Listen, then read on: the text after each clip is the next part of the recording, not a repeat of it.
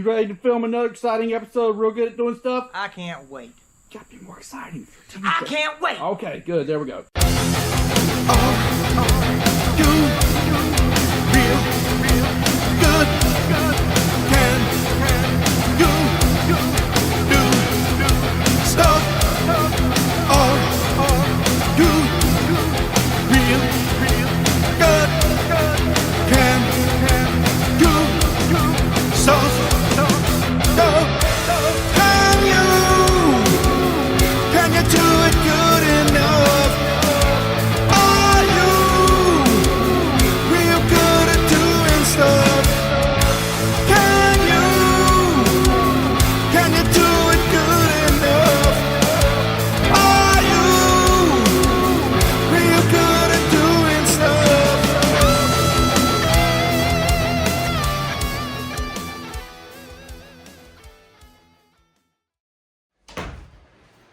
Alright, the following video is going to be a tuning video, tuning related stuff.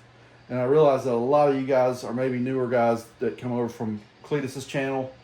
And you may not know a whole lot about drag racing. So I'm going to try to dumb some of this down. Don't take that the wrong way. But make it so that beginners can maybe learn a little bit about drag racing and learn a little bit about the tuning process in this video. So it's going to be kind of a vlog type deal, and we'll try to explain some things that maybe you may not know. Maybe I'll do some more of these if you want me to. So to start with, I'm working in the capacity of I'm a tuner and engine builder. And I build the engine in LeRoy. It's been in there for quite some time, and I'm tuning LeRoy and Mullet this weekend at World Cup. So anyhow, this is something I do frequently. And this is my laptop. So basically, race cars nowadays are run almost exclusively by the laptop. And the tuning process is extremely important from pass to pass on how we get these cars down the racetrack.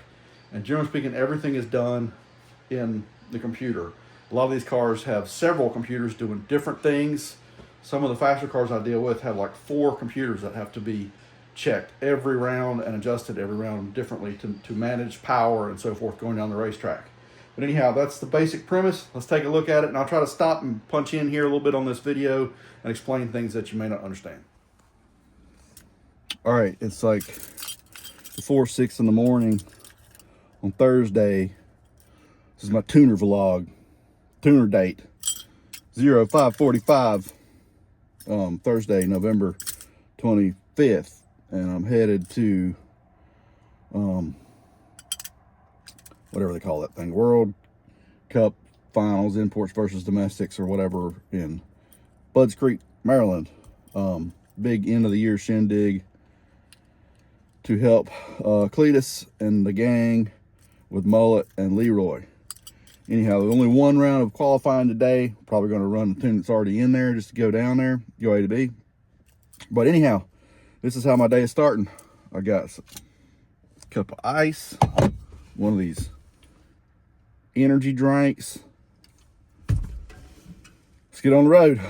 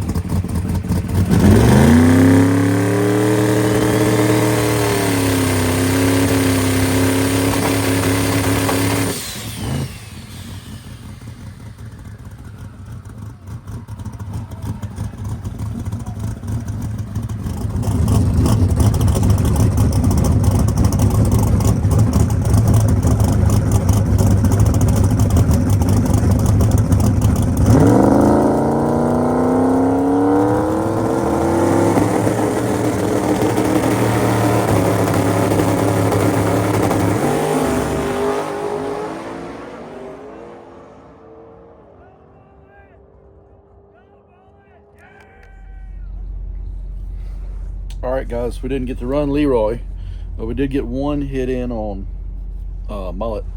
I went a 675 at 209. So it's pretty much the same tune from testing the other day. Only difference is the air was about sea level, which is a big difference.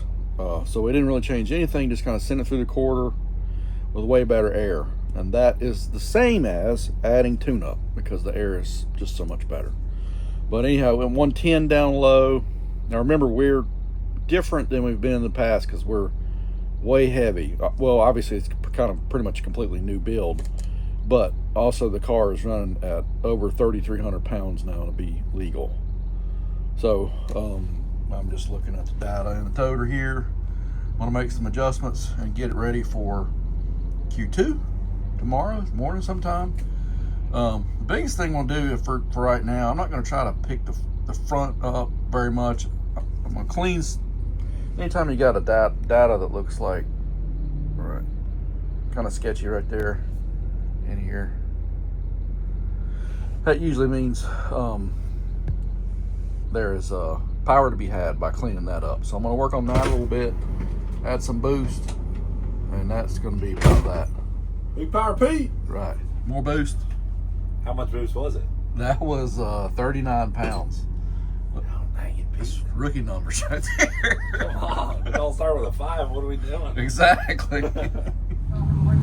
All right, another way that, one of the ways we're managing power on Mullet is the crankshaft path and the profiler. The 2 profilers on this car. You see right here, crank gets into it, and right here, and it pulls timing in those spots. For the second round, I'm going to lift.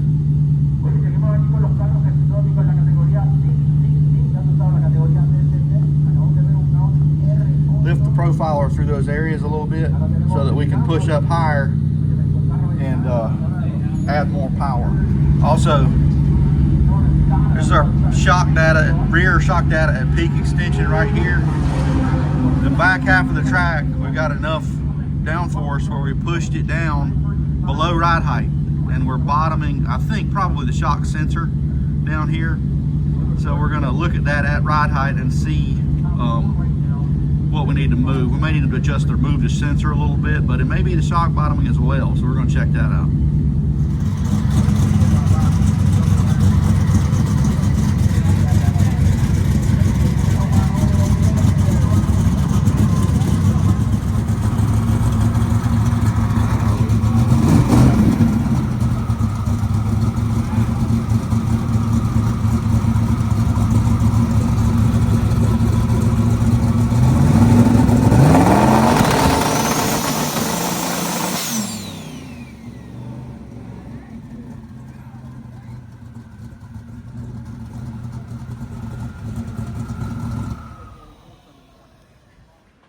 Okay, time's out.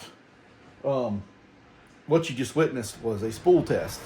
You're probably thinking, why on earth you do that mess? Just to waste fuel, it's stupid. Well, yes, probably so. But also, it's very important with these drag cars, turbo cars especially, it's very important that we leave the line with exactly how much power we're trying to make, right? And that can be pretty tricky. So we got to get these turbos wound up. They're not like a supercharger where they're mechanically connected to the crankshaft. So they have to be spooled, right? Which means we've got to get them spinning fast enough so they're making boost before we let off the trans brake or release the clutch or whatever we do to start moving the car forward. It's super important. And as a matter of fact, I call it the cardinal rule of turbocharging. That when you go to the line, you know that you're going to be able to make exactly how much boost you're trying to make. And it sounds easy, but it's actually can be very tricky. So we test it frequently, especially if we're making a change. Like if I want to leave with another pound, well, if I have time, I'm going to try to raise it and test it in the pits, make sure it does what I want it to. Like I say, it can be a tricky process, but when you look at that, that's what you're looking at. All right, here's some data. This is actually Mullet, but same rules apply. Good Lord. The red line is crankshaft speed, RPM we're leaving at. That's also very important. Let's say in this case we're trying to leave at 4,500 or whatever, right? It's important that it gets there and stays there. The blue line is boost. It's important that it gets to whatever we're trying to leave at and stays there. And like I say, it sounds really simple, but honestly, that is probably the thing that causes most turbo racers to fail. When they don't win races and get frustrated and switch to blowers, that's why. They struggle with this right here, and it can be very tricky. It requires a little bit of expertise. But you know, look at that. That's what you call product placement right there. Available HarrellEngine.com.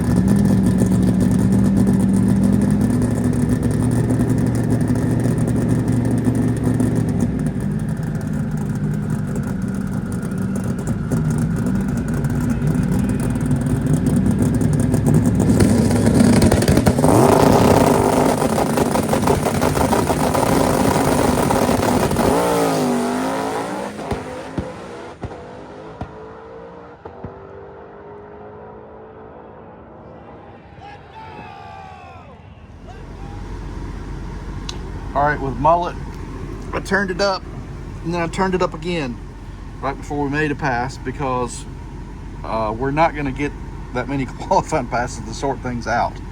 I think we're going to be lucky to get one more. So anyhow, I crunked it and then I recrunked it, and that netted a 660. We're in deep, I think, so that probably would have been a 58, 59, something like that. And everything did more or less like it was supposed to. At the stripe, for some reason, it showed the trans brake came back on. I don't know what that's about, but they're gonna look at that and try to chase it down, see what they can find there. But anyhow, that improved our position a little bit. Still got a long ways to go. These classes here at this race are kind of wild, and I don't know. There's a big spread among the competitors as far as ETs. We've got a good ways to make up. I'm going to throw quite a bit at it this next round, and we'll see if we can improve a little bit. All right, so on LeRoy, Q2, Garrett wasn't the slickest with some of the shifts, so that didn't help our ET. But our biggest problem was I'm kind of turning the boost ramp up on this thing, and it's not doing what we want it to do. So basically, our green line here is our target boost ramp. And this is what the dome is actually doing. It's way under boost through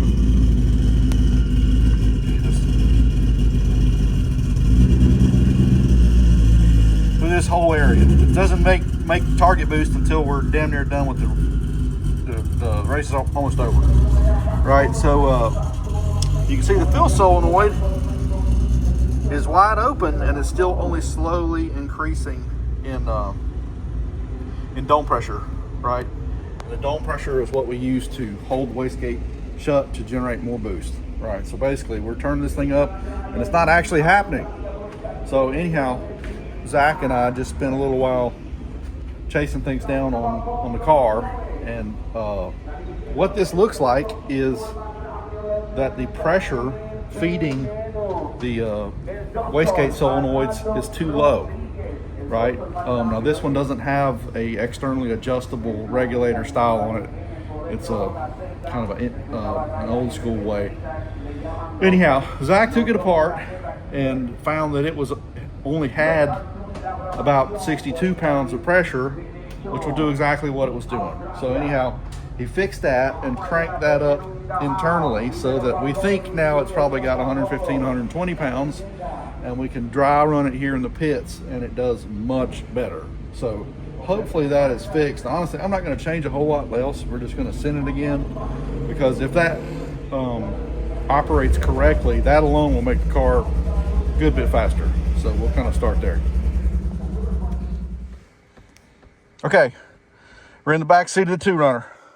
Back here, got a CO2 bottle that we use to manage boost in the wastegates. This has a bottle valve that opens. It shows the pressure in the bottle, and then here is the pressure that we're feeding the solenoids that we run the wastegate with. This is where you adjust the pressure, right? So what I'm talking about in this video is on LeRoy, it's not adjustable easily like this. There's an internal mechanism you can kind of get to, but it's not like this. It's kind of a hard set feature, and for whatever reason, it's incorrectly adjusted, right? So basically, normally I just turn this to where I usually have it about 100, same as what we would have it on LeRoy, but theirs isn't adjustable like this. So that's why we're struggling with that. Now, so you understand what we're doing here, that is a wastegate, and this is the dome. As we go down the racetrack, we're increasing the pressure in here, which fights against the back pressure in the exhaust system and holds the wastegate shut so that we generate more boost, right? So the way turbo cars are usually managed is, as we're going down the racetrack, we're increasing pressure in this dome, and that in turn will make more boost. So that's the quick crash course, cliff notes on what we're doing here with CO2.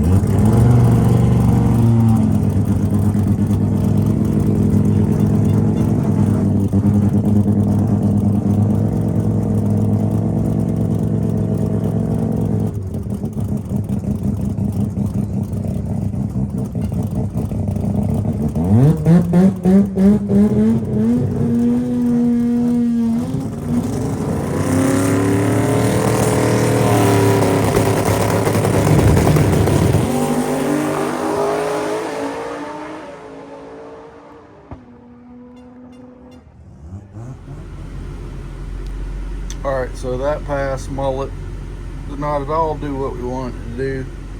Biggest problem was right here after the 2.3, looks like there's a big pop down there, and it looks like we lost crank signal right here. So looking at the crank trigger gap, it looks excessive.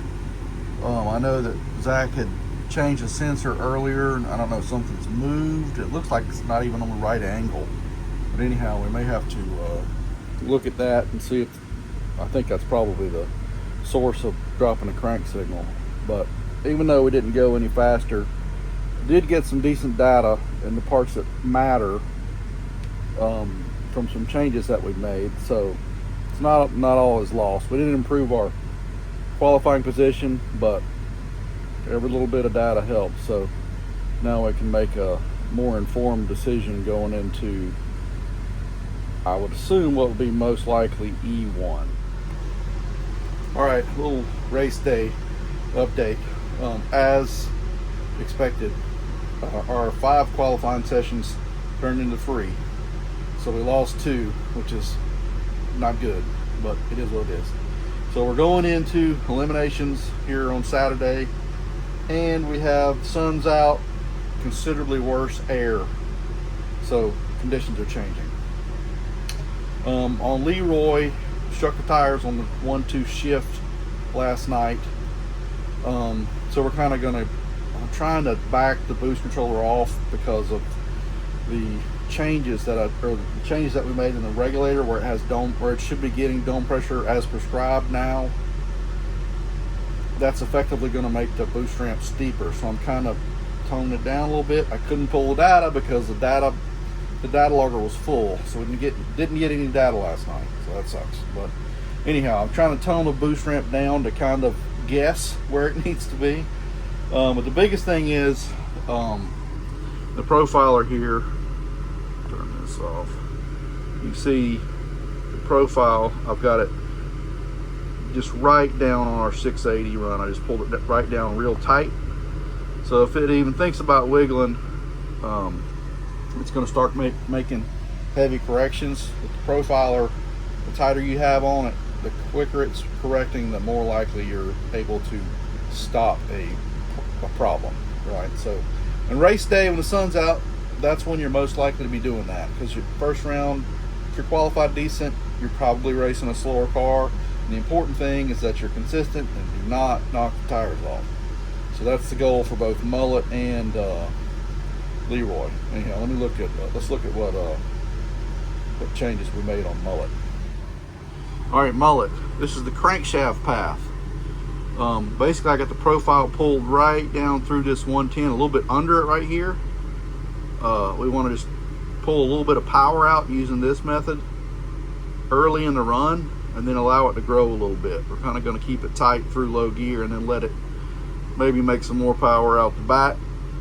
The last pass, it dropped the crank signal, I think right as soon as it shifted into high, and popped and shut off.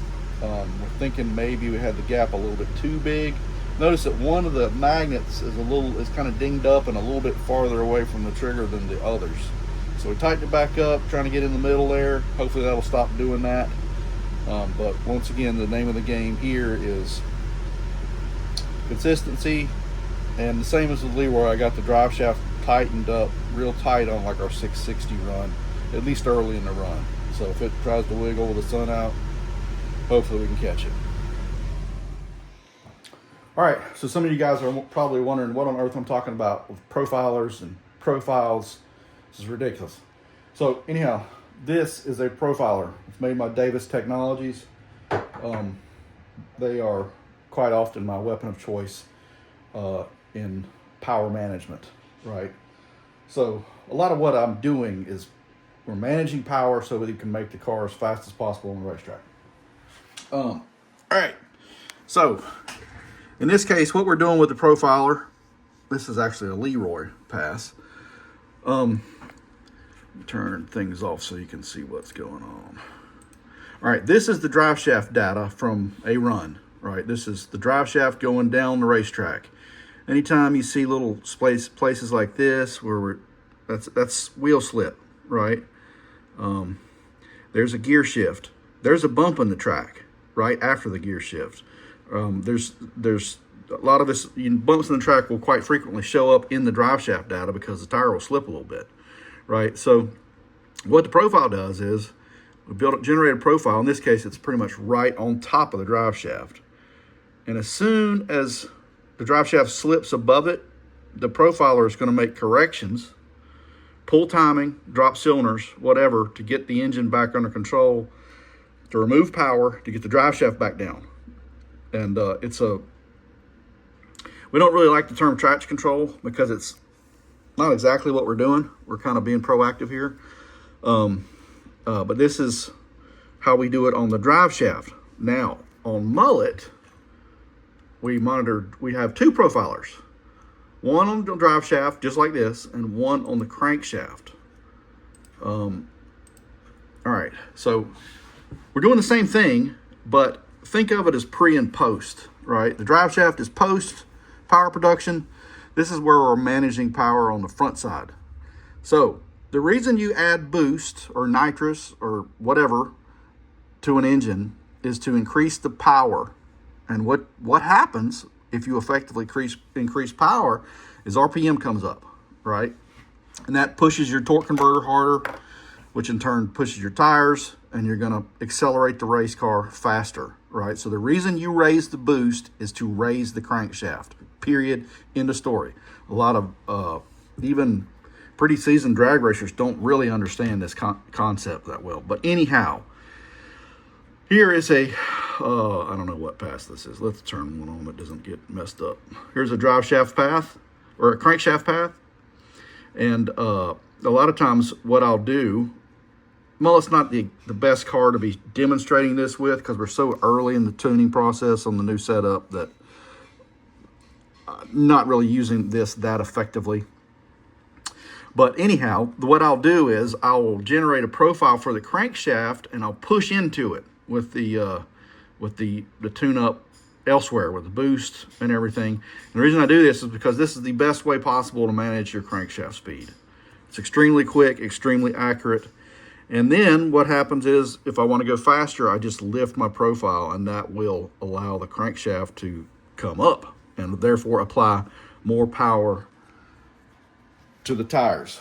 So when I'm making adjustments to the car, Mullet, this is one of the places that I do that. So in this case, we got two profilers and a Holly system running everything. So like I said, in some cars, I've got 4 boxes that have to be done every round, but this one's 3. But anyhow, it's complicated, but it is, in my opinion, the best way to do it.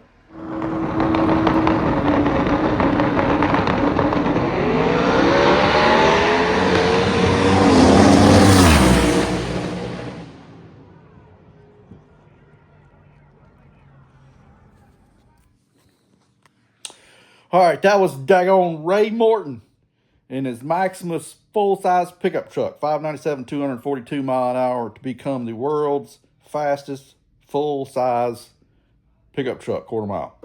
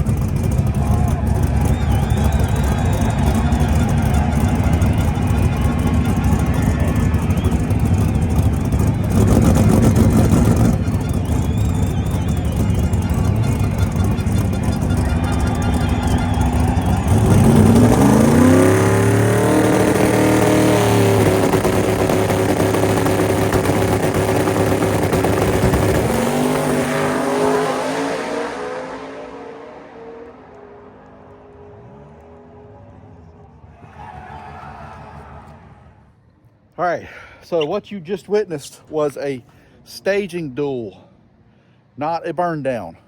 And I thought that I would just come over here to the drag strip and show you a little bit about what that was and why it was. All right, so at the drag strip, you have a Christmas tree. This one's covered up so it doesn't get rained on and such. And you have staging beams right here in each lane. There's 2 of them. In there is a beam that goes across the racetrack, and I think usually they have a reflector. I don't know exactly how they work, probably depends on the racetrack. But anyhow, there are beams that the front tires of the race car will interact with, right?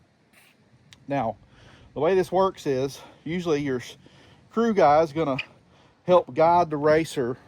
He's gonna find the edge here and kind of wave the driver, bring the driver up to the beams, and you're saying, why on earth they'd do all that? Well, you're kind of right sometimes, but a lot of times if you're strapped into that race car, Hans device on and everything, it's hard for you to look around and kind of see where the beams are. So it helps to have a crew guy just kind of bring you up to get you close, so you know, so you don't try to creep up from 5 feet back or something and take all day. It does help to have a crew guy kind of bring you up there. All right, but once both cars are up there, a lot of times he'll stay in front of the windshield until the other guy's there, so that you don't accidentally move forward, just to kind of hold things back until the other car is ready. But once that occurs, sometimes nobody wants to be first in. And in the case of turbo cars, often that is to avoid a burn down situation, right? So when you got this thing, a lot of these things spooled up, they're working against a trans brake, and when they're spooled like that, they're generating heat at a crazy amount of speed. Like it's unbelievable how quick the heat comes up in the torque converter, because the input shaft is locked, so it's just shearing a fluid going on in there, and it generates heat really quick. So you don't want to stay there long. You want to get up on boost and launch, right? Well, unscrupulous dirtbag racers will sometimes wait until the last possible minute to come in, right? Now the way this works is one car will cover up this, or the tire will roll into that first beam. When that happens, the top bulb on the Christmas tree will light up. At that point, they will wait on the other car. The other car will roll in and turn their top bulb on. After that, somebody's going to come forward more and turn get into the second beam, which will turn the bottom top bulb on. Once that happens, once you have 3 bulbs on, the car that doesn't have the bottom top bulb on will have 7 seconds to get in to turn that bottom one on and complete the staging process, right? At least that's how it's supposed to work. Sometimes it depends on how they got the computer set and whatnot, but generally speaking, that's kind of how it's supposed to work. Once you got 3 bulbs on, the last car in has 7 seconds to turn it on. So what unscrupulous dirtbag racers will do is they will wait till you get that third one on, and then try to use up all 7 seconds watching you just cook your transmission, right? And the fact of the matter is, sometimes that does win races. It's my opinion, not a very classy way to do it, but people do it. So turbo racers are always leery of going in first and getting themselves into that, making themselves vulnerable to that type of situation. So in this case, what you saw was staging Duel. Nobody wants to go in first because nobody wants to be vulnerable to that situation. I don't know if I explained that well or not, but I tried to. All right, another thing with staging, when you're turning your last bulb on, you want to just barely turn it on, right? And the reason being is your reaction time, or the movement process doesn't actually start when the car begins moving. It starts when you uncover this beam, right? So this beam will stay covered up for, let's say, several inches of car movement before it uncovers it, right? And when it uncovers it, then the car has reacted and you've started the process. So the shallower you can get in there, you kind of get a run and start at uncovering it, right? So it's important, when you hear me talk about a car going in deep, what I mean is that they grab too much of that second bulb and their car is too far forward. It'll make them react really quick, but the ET will suffer. I know that's a lot to grasp at one moment, but maybe we'll come back one day and kind of analyze how the whole drag strip works. But anyhow, like I say, what you saw then was a staging Duel to avoid a burn down. Now in this case, we didn't have really a burn down. It worked out fine, but that's what's going on when you see that happening. Nobody wants to get burned down, and so this happens sometimes. And sometimes you'll see one of the cars kind of rev up to try to trick the other guy to go in, and in the staging Duel, Sometimes it works. Usually it doesn't. Makes me laugh. But anyhow, that's it.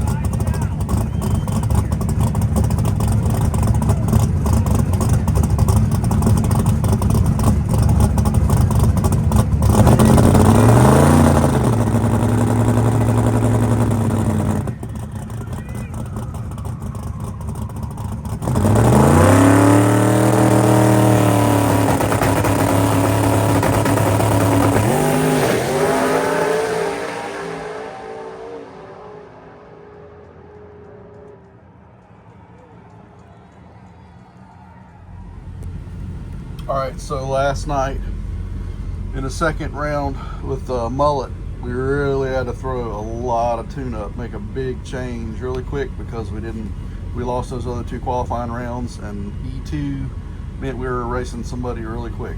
So we had no choice but to really just kind of throw the book at it and see what happens. And it spun at 5/10 in, and even though I had the profiler lifted a healthy amount out of the way because we were in uncharted territory, I didn't want the profiler holding us back, it still caught the tire, stopped it, and hooked it back up, which is incredible. But a lot of times it won't happen that early in the run, but it did yesterday. So it stopped the tire. The blue line is yesterday had enough tune-up in it that even though that happened at 1:08, we're already past the 660 run. So that would have been a considerably faster pass had it stayed glued up. Now, one thing about the race like this race is really unique, kind of a one of a kind, once a year deal. And they race slick tire cars versus radial cars, right?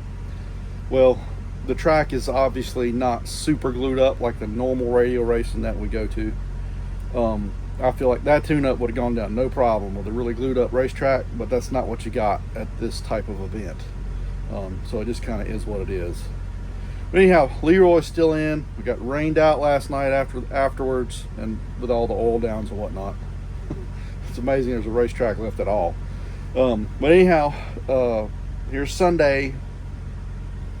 It is 1:30. Still nothing has happened. They're not even hardly trying to do much to the track yet, I don't think, because of the weather. But hopefully we'll be trying to do some kind of A to B type thing in LeRoy on some kind of fresh track sometime today. We'll see what happens.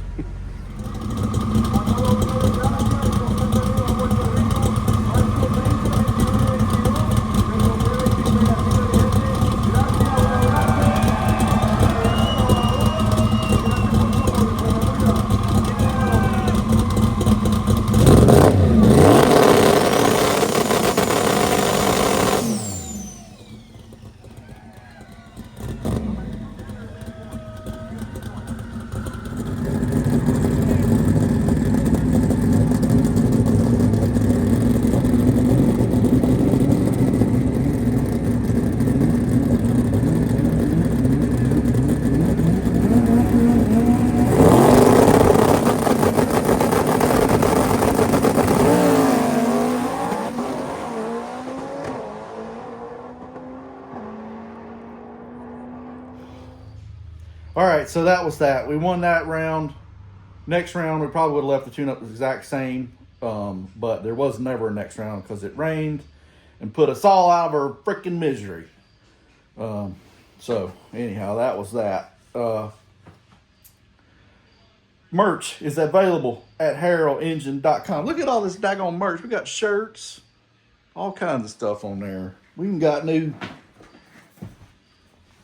what do they call these things? Tumblers. It's not a cup, it's a tumbler. We got those things. Anyhow, that's enough for today. Like, share, subscribe, all that stuff. Whatever. Who cares? Drag racing sucks.